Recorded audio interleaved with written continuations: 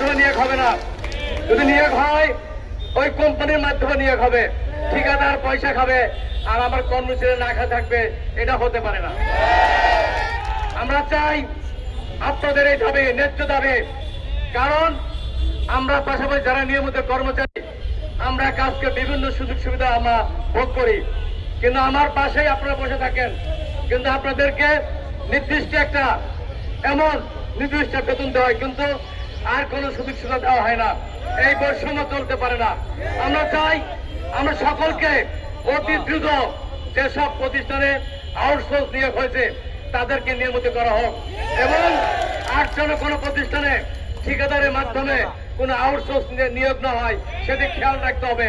বন্ধুরা আমার, আপনারা জানেন আপনারা যেসব প্রতিষ্ঠান থেকে এনে এসেছেন প্রত্যেকটা প্রতিষ্ঠানে জাতীয়তাবাদী শ্রমিক দলের ইউনিয়ন আছে।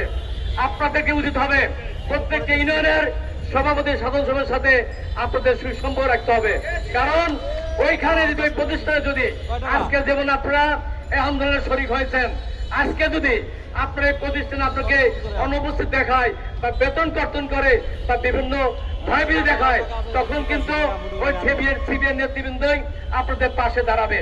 তাই আমি চাই তাদের সাথে আপনাদের সুসম্পর্ক রাখা উচিত। যদি সুসম্পর্ক না